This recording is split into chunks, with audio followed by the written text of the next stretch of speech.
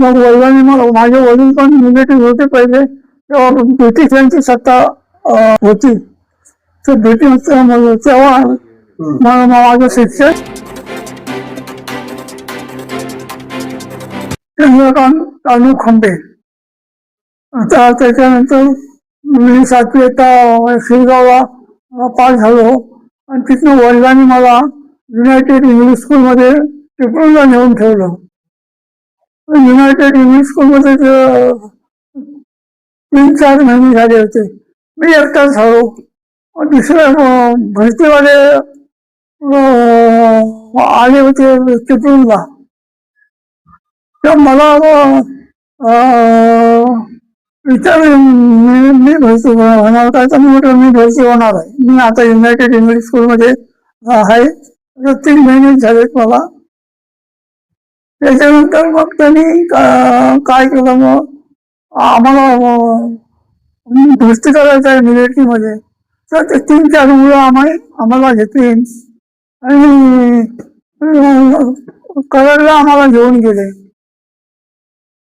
कराडला घेतल्यावर तिथे गेल्यावर माझ्याबरोबर गेलेली मुलं नापास झाली आणि मी एकटा पास झालो. पुण्याला पाठवलं तिथं खडकीला. पण तिथं खडकीला एकटा झाल्यावर मला बॉईजमध्ये, तिथं बॉईज होती, त्या बॉईजमध्ये मला थोडे दिवस टाकलं. बॉईजमध्ये टाकल्यावर माझे वडील इथंच होते, आले होते. ते मला आणायला गेले. परत माझा 3 मुलगे होते, 3 मुलगे 2 मुलगे वाढले आणि आता एकटा झालाय. मला माझी शेती आहे. तर ते ब्रिटिश ऑफिसर अधिक होते. त्यांनी सांगितलं तुमच्या मुलाला परत पाठवणार नाही. मग मी तिथं बॉईजमध्येच राहिलो. ऍक्च्युली भरती कधी झाला, मिलिटरीत भरती कधी झाला असं मला तर एकदम माझं लक्षात येत नाही. भारत स्वतंत्र झाला होता का व्हायचा होता? भारत स्वतंत्र झाला होता का झाल्यानंतर? भारत स्वतंत्र नव्हता, ब्रिटिशांच्या ताब्यात होता. ब्रिटिशांच्या स्वतंत्र झाला नव्हता. बॉईजमधून शिपाईमध्ये गेलो. शिपाईमध्ये गेल्यावर मग मला थोडे दिवस झाल्यावर, जास्ती दिवस झाल्यावर मला पाठवलं चीनला हल्ला केला होता भारतावर, लेह लडाख त्या ठिकाणी. मग तिथं गेल्यावर लेह लडाखला गेल्यावर त्यांनी मला काम दिलं होतं. लेहमध्ये विमानाचा हे होतं. ते उंच विमान उडताना उंची जास्त होती म्हणून ते डोंगर थोडा खटून आणि माझ्याबरोबर अशा मुलं होती शिपाई म्हणून. माझे रँक आहे असं होत होते. बॉम्बे युनिव्हर्सिटी कंपनी होती, ती आता पावसाळा चालू होतोय म्हणून माघारी परत आली आणि मला आणि माझ्या 4-5 मुलं बॉम्बे युनिव्हर्सिटी. असं तिथे ते डोंगर थोडंसं कमी करायला, उंची कमी करायला विमान उतरताना झालो. इतकं चीन हमला केला.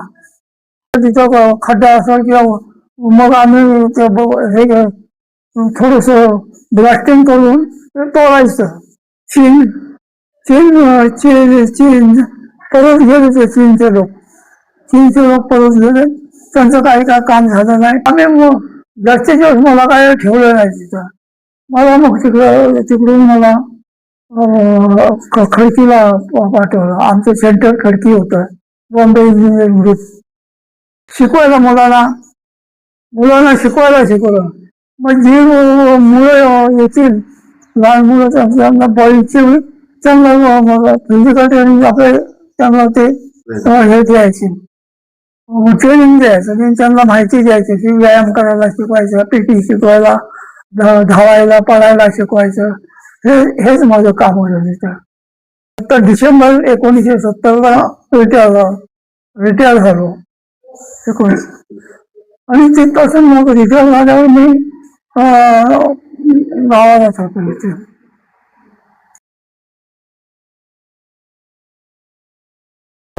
माझं नाव सुरेश चंद्रकांत मुंडेकर. हे बाजूला बसलेले माझे वडील आहेत.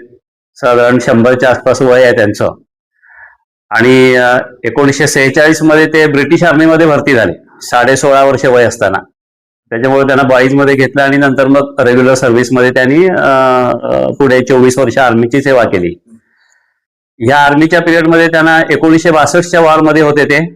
1962ला लडाखला चायना बरोबर वॉर झालं, तिथे लडाखला पोस्टिंग होती त्यांची. म्हणजे तो एकदम कठीण विभाग तिकडं बर्फाळ प्रदेशात. आणि त्यावेळेस माझं वय एक 2-3 वर्षाचा मी होतो. माझा 59चा जन्म आहे माझा. आई आमची आम्हाला मुलांना घेऊन सगळ्यांना पोखळीला राहायचो आम्ही तेव्हा. आणि तेव्हा असं काही कम्युनिकेशन म्हणजे पत्र येते किंवा त्यांची खुशाली कळते असं काही नव्हतं.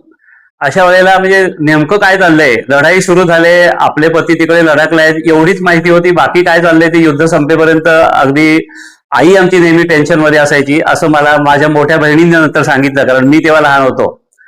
तर तो एक प्रसंग आमचा तेव्हा म्हणजे आई पण आम्हाला नंतर सांगायची की ते तिचे जे दिवस गेले ते अतिशय कठीण गेले त्या काळातले. आणि नंतर मग 2 महिन्यांनी साधारण आम्हाला त्यांची खुशाली कळली की ते व्यवस्थित आहेत, लडाखला आहेत आणि आता ते परत आलेले आहेत त्यांच्या कॅम्पसच्या तिथे.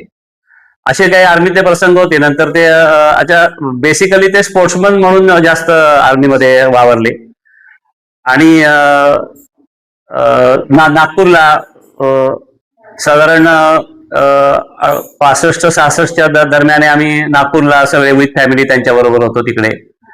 त्याच्यानंतर पुण्याला खडकवासला धरण फुटलं तेव्हा आम्ही सगळे एकत्र तिथे होतो. आणि मग त्या खडकवासला धरण फुटलं तेव्हा बंदोबस्ताला वडील होते आमचे तिकडे. वडील होते, आम्ही घरी सगळे लहान मुलं. तेव्हा पण मी अगदी लहान होतो, मला काही फारसं कळत नव्हतं. आणि 3 ते 4 दिवस ते घरीच आलेले नव्हते तेव्हा. कुठे आहेत काय आहेत, पण आर्मीची लोक तेव्हा मदत कार्यामध्ये सगळी सहभागी होती, त्याच्यामध्ये त्यांचा सहभाग होता तिथे.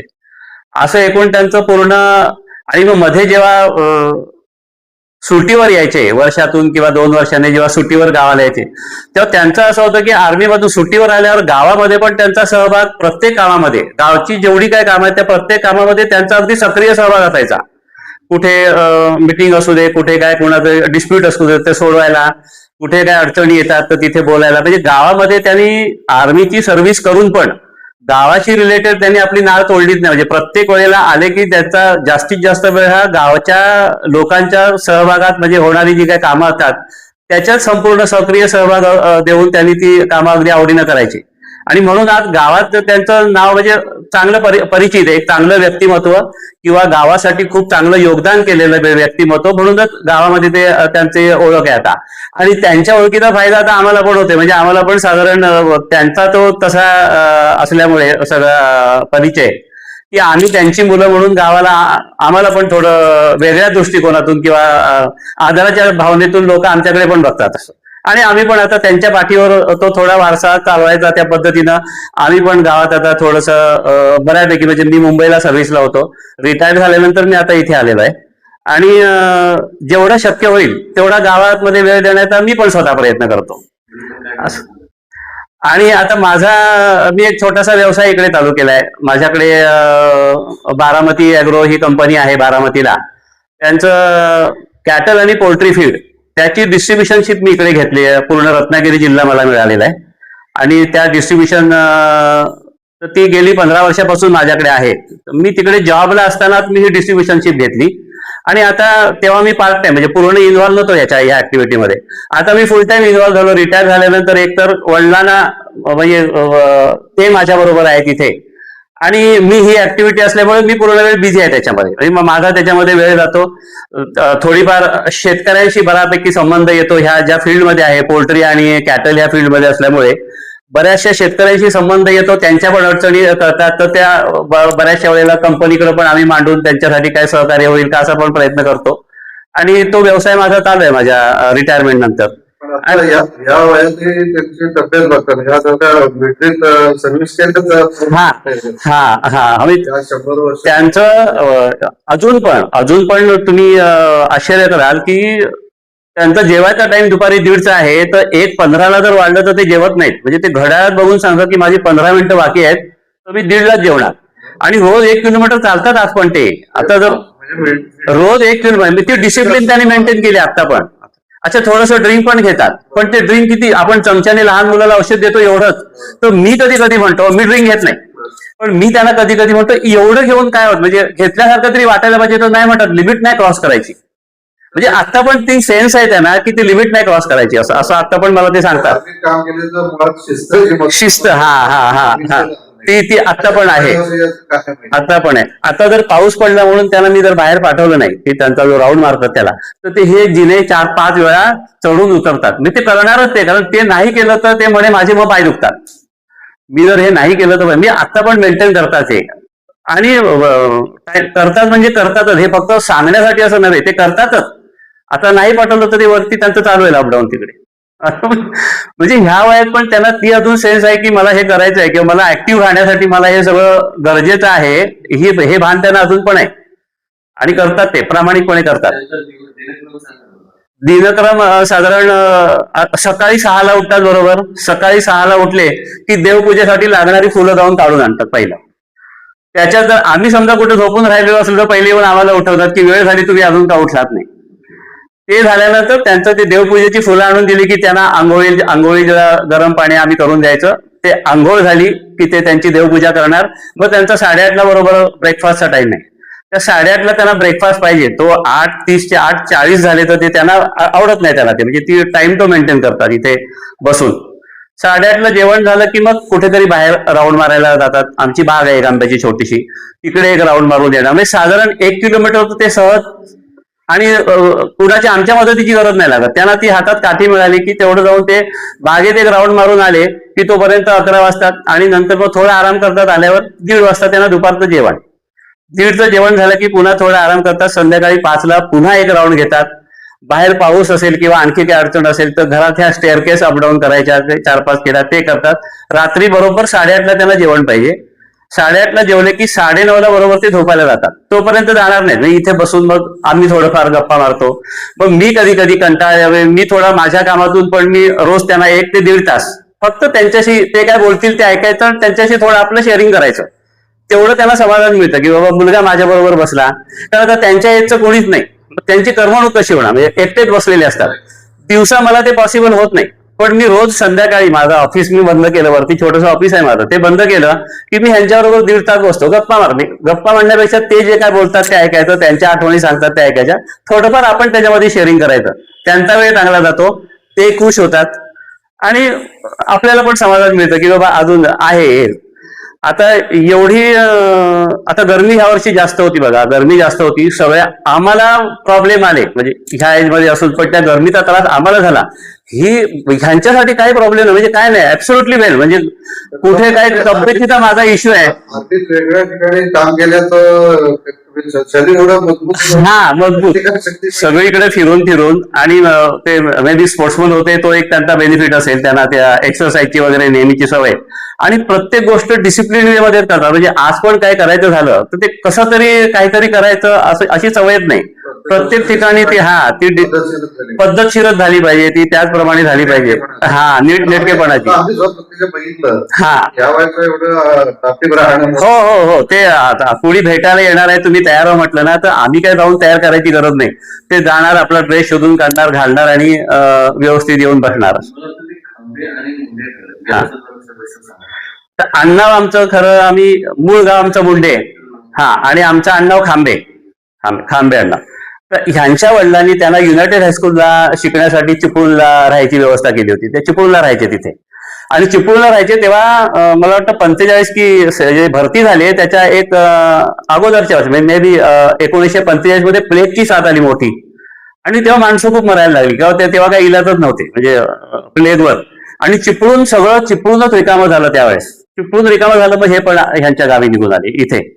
आणि पुन्हा जेव्हा जॉईन झाले तेव्हा नेमकी त्याच वेळेला भरती करण्यासाठी म्हणून लोक आली.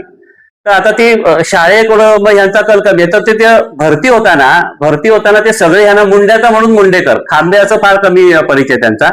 शाळेत रेकॉर्डला नाव खांबे होतं, पण मुंड्याचा म्हणून मुंडेकरच सगळं मित्र परिवार त्यांचा होता. तर भरती होताना ही 3-4 लोक जी भरती झाले ना, ते ह्याचं नाव काय रे, तर मुंडेकर. पहिलं नाव बरोबर चंद्रकांत अणू, खांबेच्या ऐवजी मुंडेकर लागलं. आणि मग तिथून मग आम्ही मुलं नंतर लग्नानंतर तर आमची सगळ्यांची रेकॉर्डला नावं मुंडेकर. आता गावात जी जुनी लोक आहेत ती आम्हाला खांबे म्हणूनच ओळखतात, पण आता नवीन आमचं रेकॉर्डला कुठेही नाव खांबे नाही, आमचं मुंडेकरच आहे. बांगलादेशचं वॉर झालं 1971. 70 मध्ये ते रिटायर झाले होते. 70 मध्ये रिटायर्ड होऊन आले आणि लगेच बांगलादेशचं वॉर सुरू झालं, तेव्हा त्यांना लेटर आलं होतं की तुम्ही घर सोडून कुठे जायचं नाही, गरज पडली तर तुम्हाला कधी पण आम्ही बोलवू. मग ते 6 महिने लेटरमध्ये तसं मेन्शनच केलेलं होतं की तुम्ही जोपर्यंत पुढच्या इन्स्ट्रक्शन येत नाही. पण मग ते लगेच संपलं वॉर. ते 15-20 दिवसात ते वॉर संपलं. मग तसं काही त्यांना जायची वेळ आली नाही, पण तयारी होती तशी, म्हणजे घर सोडून कुठे जायचं नाही. हा, म्हणजे ते वॉर जर लांबलं समजा तर कदाचित रिसेंट रिटायरमेंट आहे तर ह्या लोकांना ते कधी पण मे बी त्यांची तशी प्रोव्हिजन असेल आर्मीची, त्याच्यामुळे ते लेटर आलं होतं की पुढच्या इन्स्ट्रक्शन पर्यंत तुम्ही घर सोडून कुठे जायचं नाही. मग ते होते इथे, पण तशी काही वेळ आली नाही जायची. हा.